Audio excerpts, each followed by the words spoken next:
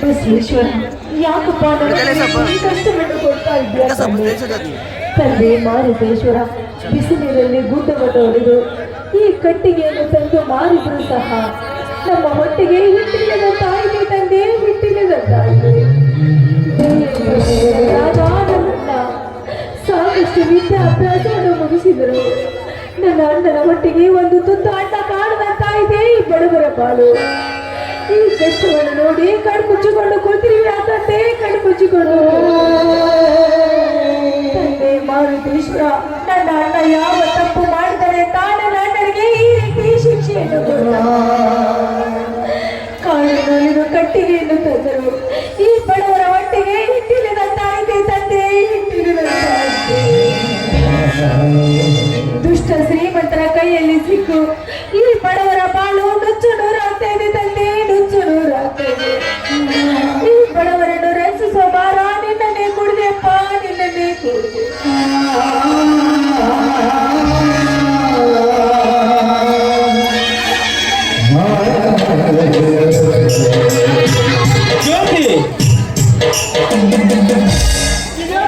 ನಿನ್ನ ಕಾಲಿಗೆ ರಕ್ತ ಬಂದು ಬಿಟ್ಟಿದೆ.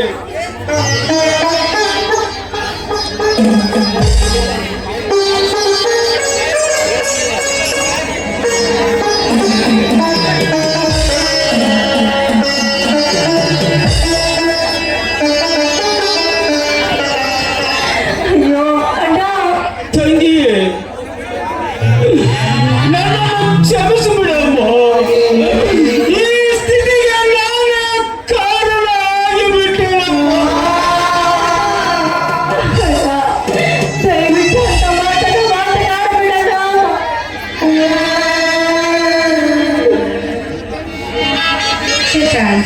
ಒಳ್ಳೆಯವರಿಗೆ ಆ ದೇವರು ಕಷ್ಟಪಟ್ಟಿರ್ತಾನೆ.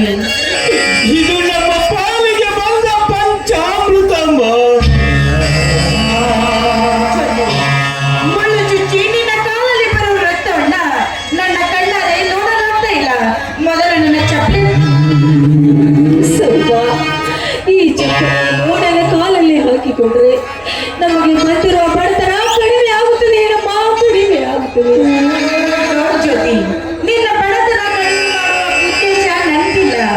ಹೆಣ್ಣಾದ ನಾನು ಇನ್ನೊಂದು ಹೆಣ್ಣಿನ ಕಷ್ಟವನ್ನು ಅರ್ಥ ಮಾಡ್ಕೊತಾ ಇದ್ದೀನಿ.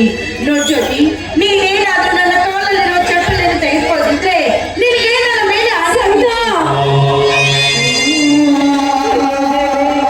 ಇಂಥ ಪರಿಸ್ಥಿತಿನ ತಂದೆಯಪ್ಪ ಅಂದರೆ ಆಯ್ತು ಸವಿತಾ, ನೀನು ಹೇಳಿದ ಹಾಗೆ ಆಗಲಿ.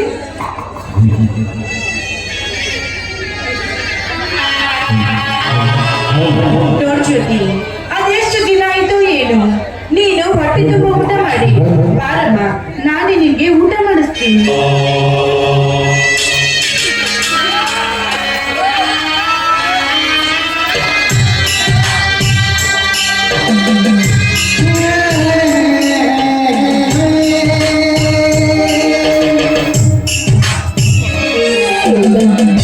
ನೀನು ತೋರಿಸುತ್ತಿರುವ ಈ ಕರುಣೆ, ಈ ಪ್ರೀತಿ, ಈ ವಿಶ್ವಾಸವನ್ನು ನೋಡ್ತಾ ಇದ್ರೆ ಯಾವ ಜನ್ಮದಲ್ಲಿ ನೀನು ನನ್ನ ತಾಯಿಯಾಗಿದ್ಯೋ ಏನೋ ಅಂತ ನನಗನಿಸ್ತಾ ಇದೆ.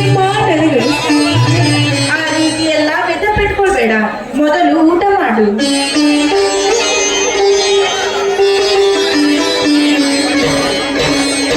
ಈ ದಟ್ಟ ಪ್ರಪಂಚದಲ್ಲಿ, ದಟ್ಟವಾದ ಕಾಡಿನಲ್ಲಿ ದುಷ್ಟ ಶ್ರೀಮಂತರೆಂಬ ಕೆಟ್ಟ ಮೃಗಗಳ ಮಧ್ಯೆ ಬಡತನ ಎಂಬ ಬಂಡಿಯನ್ನು ಹೊತ್ತಿರುವ ಈ ಬಡ ಪಾಳೆಯ ತಂಗಿ ಸ್ಥಿತಿ ನೋಡಿದರೆ ನನಗೆ ಮಾತುಗಳ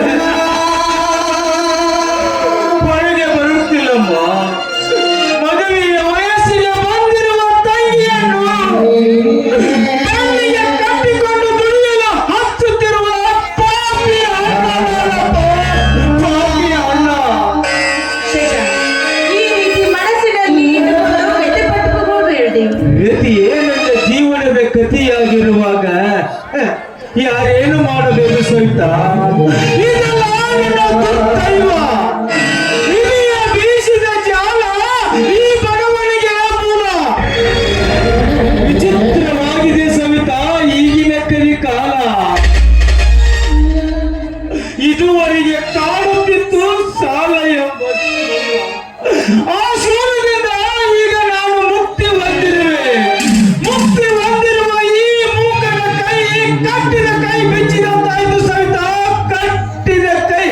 ಮಿಂಚಿದಂತಾಯ್ತು.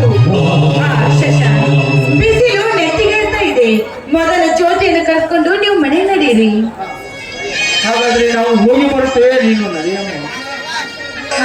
ಸರಿತಾ, ನೀನು ಒಂದು ಸಲ ಫ್ರೀ ಆಗಿದ್ದಾಗ ನಮ್ಮ ಮನೆ ಕಡೆಗೆ ಬಾರಮ್ಮ. ಆಯ್ತು, ಖಂಡಿತವಾಗಿ ಬರ್ತೀನಿ.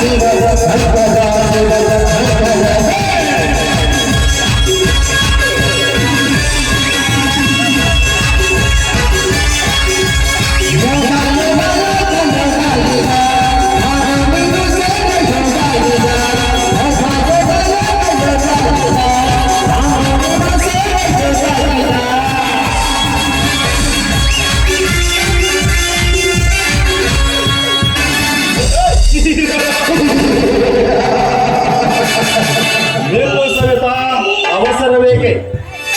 ನೋಡು ವಿಕ್ರಾಂತ್, ಒಂಟಿ ಹಣ್ಣನ್ನು ಈ ರೀತಿ ತಡೆದು ನಿಲ್ಲಿಸಿ ಮಾತನಾಡಿಸೋದು ಗಂಡಸರ ಲಕ್ಷಣವಲ್ಲ. ಸರಿಯಾದ ಸಮಯ ನೋಡಿ ಬಂದಿರುವ ಸವಿತಾ, ಈ ನನ್ನ ಸೌಂದರ್ಯ ಸರದಾರನಾಗಿ ನೀನೇನು ಮನುಷ್ಯನ ಅಥವಾ ಹಂದಿ ಜಾತಿಯವನ? ಮರ್ಯಾದೆ ಕೊಟ್ಟು ಹೇಳ್ತೀನಿ, ಮೊದಲು ಹೊರಟು ಹೋಗು ಇಲ್ಲಿಂದ. ಅರ್ಥವಿಲ್ಲದೆ ವ್ಯರ್ಥ ಮಾತನಾಡಿ ನನ್ನ ಪಿತ್ತವನ್ನು ನೆತ್ತಿಗೇರಿಸುವುದಿಲ್ಲ ಸವಿತಾ. ಈ ನಿರ್ಜನವಾದ ಕಾಡಿನಲ್ಲಿ ಒಂದು ಮಾತ್ರ ಸುಳಿವಿಲ್ಲ. ಇಂಥ ಸುಗಂಧಿಯನ್ನು ನಾವು ಕಾಣಿಸಿಕೊಳ್ಳಲಾರೆ. ಬಾ ಸವಿತಾ, ಇಬ್ಬರು ಒಂದೇ ಗುಣ. ಮುಟ್ಟದಿರೋ ಮತಹೀನ, ನಿನಗೆ ಯಾಕೆ ಬಂತು ಇಂಥ ದುರ್ಬುದ್ಧಿ? ನೋಡು, ಇದೇ ರೀತಿ ಹಾರಾಡುತ್ತಾ ತಿರುಗುತ್ತಿದೆಯಲ್ಲ, ಆ ಕಾರ್ಗಿಲ್ನಲ್ಲಿ ನಡೆಯುವ ಯುದ್ಧವನ್ನು ಮಾಡು. ಆಗ ದೇವರು ಮೆಚ್ಚುತ್ತಾನೆ. ಅದನ್ನು ಬಿಟ್ಟು ತಿರುಗೋಕೆ ಅಂತ ತಿಂದು ಸಿಕ್ಕ ಸಿಕ್ಕಲ್ಲಿ ನಿನ್ನ ತೀಟೆಯನ್ನು ತೀರಿಸಿಕೊಂಡ ನಿಮ್ಮಂತ ನರಕಸ ಗಂಡಸರಿಂದಲೇ ನಮ್ಮ ದೇಶದ ಗತಿ ಹೀಗಾಗಿದ್ದು.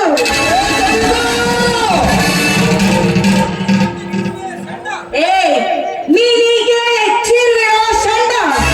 ನೀನಲ್ಲ ನಿಜವಾದ ಗಂಡು.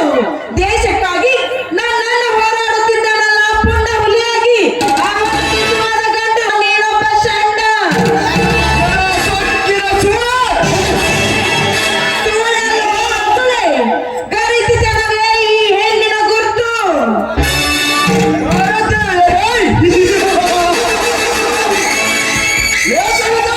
ಜನ ಕ್ಷಣಕ್ಕೂ ಹಾರಾಡುತ್ತಿರುವ ಗರತಿಯನ್ನು ಗಾಳ ಕರೆಯಲಿಕ್ಕೆ ಬಂದರೆ ಗೆಲುಜೇರಿಗೆ ಹೇಳಿ ಬರುತ್ತೇನೆಂದು ಹೋಗಿ ನಿಂದರ ಜೊತೆ ಸರಸ ಮಾಡಿ ಬರುವ ಸೂರ್ಯನಿಲ್ಲ ಈ ನಿನ್ನ ಸಮಾಜದಲ್ಲಿ. ಗಂಡ ಸೆಂಡನೆಂದು ಮಿಂಡಿನ ಸುಖವಾದ ಬಂದು ನಾಟ್ಯರಿಸಿಲ್ಲ ಈ ನಿನ್ನ ಸುಂದರ ಸಮಾಜದಲ್ಲಿ. ಮದುವೆಯಾಗಿ ಪತಿಯ ಅಧೀನವಾಗಿದೆ ಸೂರ್ಯನ ಆಧಾರದ ಹೆಣ್ಣುಗಳಿಸಿಲ್ಲ ಈ ನಿನ್ನ 21ನೇ ಶತಮಾನದಲ್ಲಿ. ಕತ್ತು ಹಿಸುಕಿದ್ರು ಸಿಗಲಾರದು ಆ ಮುತ್ತು. ನೋಡು, ಈ ಸವಿತಾಳಿಗೆ ಗರತಿತನವೇ ಅಸ್ತು. ಅದನ್ನು ತಿಳಿಯದೆ ಮೊದಲು ಮರೆತು ಹೋಗು ಇಲ್ಲಿಂದ. ಮರೆತು ಹೋಗುವುದು ಅಷ್ಟೊಂದು ಸುಲಭವಲ್ಲ ಸವಿತಾ. ಇಲ್ಲಿನ ಸೌಂದರ್ಯವನ್ನು ನೋಡಿದರೆ ಮತ್ತೆ ಮತ್ತೆ ಹೆಚ್ಚಾಗುವುದು ನನ್ನ ಕಾಮದ ಮತ್ತು. ಆ ಸವಿತಾ, ಆ ವಿಕ್ರಾಂತ, ನೀನೇನಾದ್ರೂ ನನ್ನನ್ನು ಕೆಣಕಿದ ವಿಷಯ ನನಗೆ ಗೊತ್ತಾದ್ರೆ ಈ ನಿನ್ನ ದೇಹವನ್ನ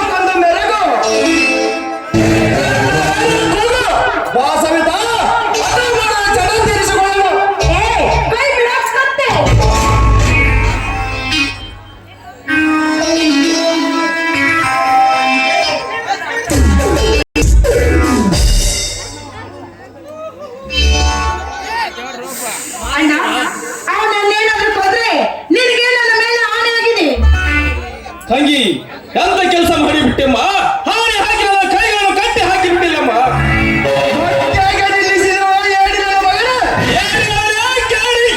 ನನ್ನ ತಂಗಿ ನನ್ನನ್ನು ತಡೆಯದಿದ್ದರೆ ಈ ಭೂಮಿಗೆ ಹಾರಿಸುತ್ತಿದ್ದ ನನ್ನ ರಕ್ತದ ಕೋಡಿ.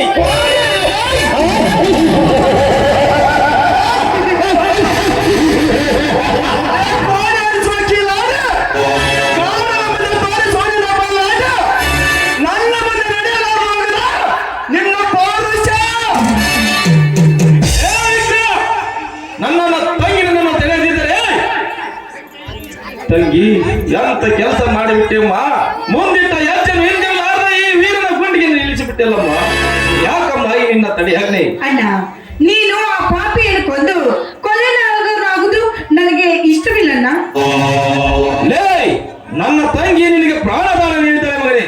ಬದುಕಿಕೊಳ್ಳ ಪುಂಡ ಪೋಕರಿ.